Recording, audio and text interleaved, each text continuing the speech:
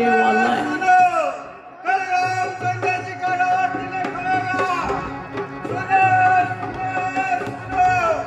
सब अयोध्यावासियों सुनो, कल रामचंद्र जी का राज तिलक होगा।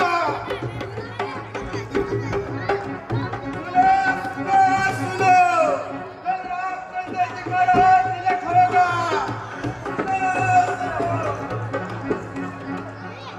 अरे क्या बोल रहा है? मंत्रा मौसी, कल रामचंद्र का राज तिलक है। राज तिलक मंत्रा मौसी। राम का राज तिलक है। यहाँ मैं राम को राजगद्दी नहीं देने दूंगी। यहाँ का राजा तो भरतलाल ही बनेगा।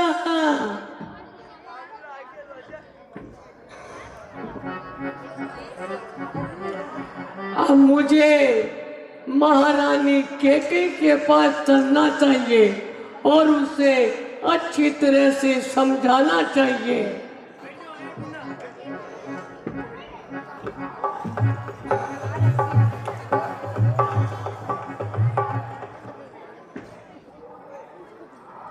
मंथरे, आज तो बड़ी देर से आई है, क्या बात है? रास्ते में कोई सहेली मिल गई थी?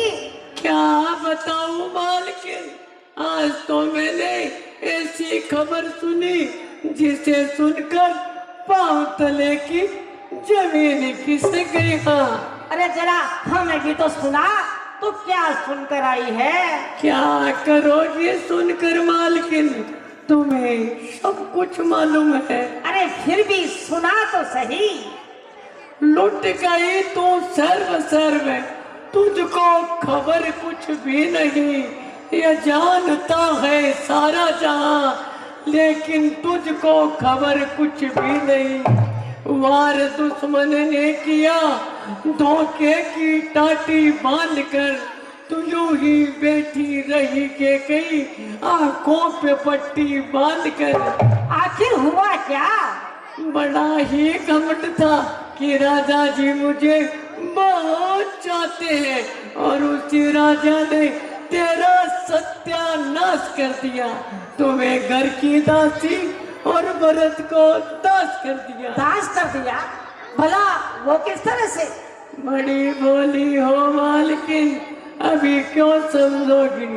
पता तो जब चलेगा जब वो राम राज गद्दी पे बैठ जाएगा, अयोध्या नरेश बन जाएगा, तुमसे जूठे बर्तन और भरत से जूतियां उठवाएगा। बस यही नहीं खबर लाई हो और इसी कारण से इतना घबराई हो?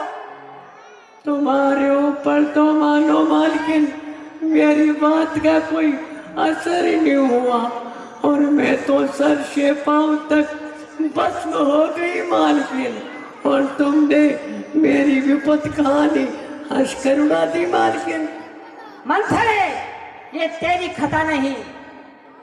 राम को राजगद्दी मिलेगी, ये तो बड़ी खुशी की बात है।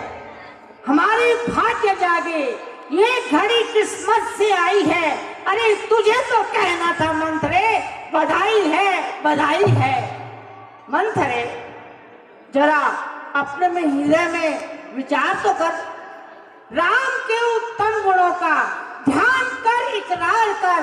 जितना प्यारा है भरत, उतना ही उसको प्यार कर। राम मेरी आत्मा, प्राण और सुख चैन दूं, फेंक दूं अपने भरत को राम पर से वार कर।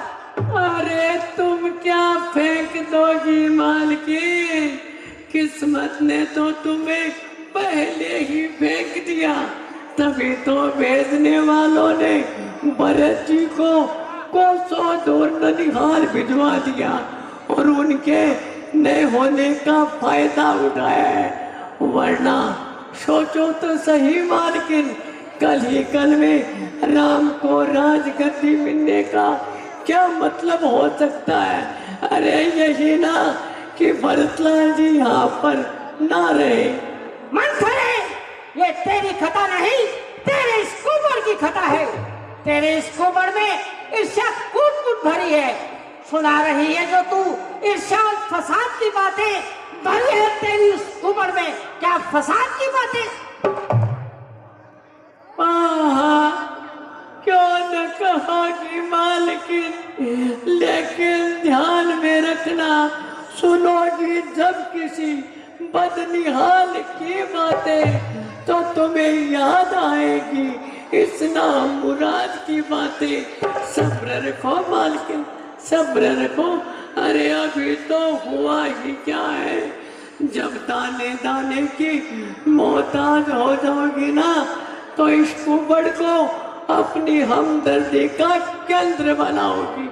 और हाँ, ध्यान रखना, अगर इस घर में रहोगी तो उस कौशल्या की दासी बनकर ही रहोगी। कौशल्या बहन मुझे दासी बनाकर रखेगी तो मैं अपने आप को बड़ा भाग्यशाली समझूंगी मंथरे। भला मंथरे, ऐसी पवित्र हृदय वाली स्त्री मिलती कहाँ है? उनकी आंखों को मेरी आंखों से देख, उनकी नजर में तो राम पुतली आंख के तारे भरत, राम प्यारे है भरत से, राम से प्यारे भरत। जा अपना काम कर, मेरे राम की तरफ से मुझे बदगुमान न कर। ज्यादा बहकाने से तो देर तक बहक जाते हैं। मैं तो आखिर एक स्त्री प्राणी हूँ, राम आखिर राम है। मोहब्बत जब मुझसे देखी तो शर्माने लगी माता, राम चाहते हैं मुझे जैसे हो सगी माता। यही तो राम की कुटिल नीति है मालकिन, जिसे तुम अच्छी तरह से समझ नहीं सकती। समय बदलता रहता है, भविष्य के बारे में कौन क्या जानता है मालकिन। नियत को बदलते देर नहीं लगती मालकिन। ऐसे संसार में कई उदाहरण हो चुके हैं। मैं समझती हूँ, सब कुछ समझती हूँ, अच्छी तरह से समझती हूँ। परमात्मा का उपकार होगा कि कल उन्हें राज सिंहासन पर देखेंगे। निकले अरमान दिल के, हसरते जान की, एक जानिब राम होंगे, एक जानिब जानकी। ले, इस खुशी के अवसर पर मैं तुझे उपहार देती हूँ। और भी कुछ मांगना चाहती है तो मांग ले। डरे रखो इसे, मैं ऐसे अवसर पर कोई उपहार नहीं चाहती और ना ही कुछ मांगना चाहती हूँ। अरे मान बैठी दिन खुशी का, जो कि है गम की घड़ी। ये समय सर पीट लेने का है कि कहीं ये है मातम की घड़ी। चुड़ैल कुबड़ी, गैस कुमती, जा निकल जा, मेरे आंखों के सामने से दूर हो जा। मैं बहुत सहन कर चुकी हूँ। दुष्ट राक्षसी, गैस कुमती, कलह की गठरी अपने पीठ पे लिए घूमती है और मुझे भी अपने साथ नरक में धकेलना चाहती है। जा, मेरी आंखों से दूर हो जा, वरना जान से मार डालूंगी। मार डालो मालकिन, अब मुझे जी कर करना ही क्या है। मुझे तो यूं ही मरना है और यूं ही।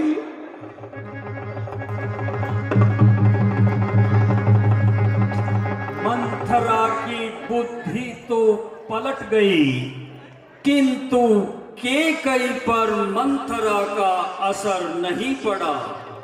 जब तक केकई का मन नहीं पलटता तब तक देवताओं का मनोरथ पूर्ण नहीं होता।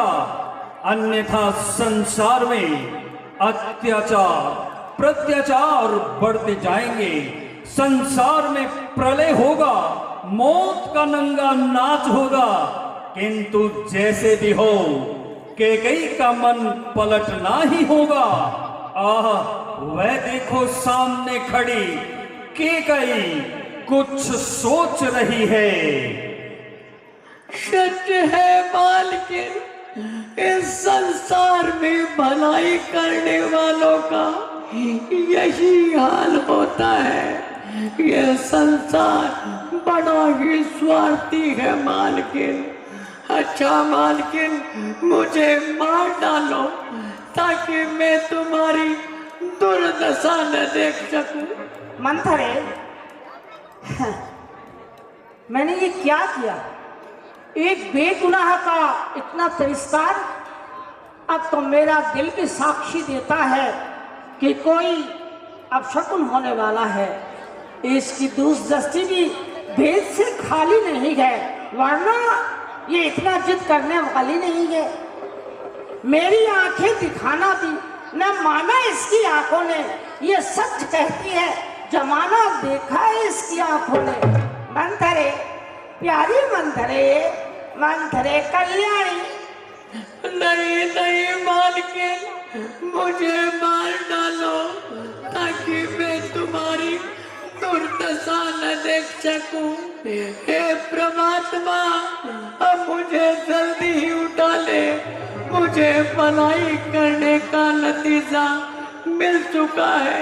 मंथरे कल्याणी, क्या खड़ी, क्या क्या मुझसे तेरा अपमान हो गया? नहीं नहीं मालकिन, तुम्हारे साथ भलाई करने से मेरी मौत का सामान तैयार हो गया। नहीं नहीं, तू इतनी उदास न हो। अगर मैंने अपनी नादानी से तुझे कुछ कह दिया हो तो चिंता मत कर, समझ नहीं पाई। अब तू मुझे अच्छी तरह से समझा। अब बता, बैठ, तू मुझे क्या कहना चाहती है? मैं तो फिर वही झक मारती हूँ मालकिन कि अभी भी कुछ नहीं बिगड़ा। अपने सुहाग की शक्ति को आजमा, भरत को गुलामी देख बचा। कहीं ये कुटिल राम राजगद्दी पे बैठते ही तुम्हें संकट में डाल देगा कि एक दिन दोनों को घर से निकाल देगा। ये तो कौशल्या को बहुत ही पवित्र हृदय वाली समझती है ना। वो तुमको दासी बना कर रखेगी, महलों में सफाई करवाएगी। ये सब कौशल्या की तो चाल है मालकिन। वो समझती है कि महाराज मेरे से ज्यादा कैकेयी को चाहते हैं। इसी सोती माता है के कारण महाराज को अपनी चंगुल में फंसाकर तुमसे बदला लेने की सोच रही है मालकिन। क्या तुम्हें मालूम नहीं, होती है सोतन की सोच बुरी, प्रचलित है बात जमाने में। कौशल्या का ही हाथ है रानी राम को राज दिलाने में। इसलिए मालकिन, समझाना मेरा कर्तव्य था। मानना, ये मानना आपके हाथ में है, लेकिन ध्यान रखना समय किसी का साथ नहीं देता। वास्तव में मंथरे, तूने अच्छी तरह से समझाया तो सारी बात समझ में आ गई। अब मेरा हृदय भी साक्षी देता है कि कोई अब शकुन होने वाला है, क्योंकि जब से राजभिषेक की तैयारियां शुरू हुई है तभी से मेरी दाईं आंख फड़क रही है। जरा सी कसर रह गई थी मालकिन, वरना तो भाग्य फूट ही चुके थे। हाय, अब मैं क्या करूं? तीर तो कमान से निकल चुका है, मैं करूं तो क्या करूं? नहीं नहीं मालकिन, अभी तो ये सारा राजकाज तुम्हारी मुट्ठी में है। मुट्ठी में है? भला वो किस तरह से? बड़ी भोली हो मालकिन, अभी क्यों समझोगी? याद करो, एक समय महाराज जब युद्ध कर रहे थे तो आपने महाराज की सहायता की थी। तब महाराज ने प्रसन्न होकर तुम्हें 2 वर दिए थे। हाँ हाँ, मुझे याद आया, महाराज ने मुझे 2 वर दिए थे। तो इससे अच्छा उपाय और क्या हो सकता है?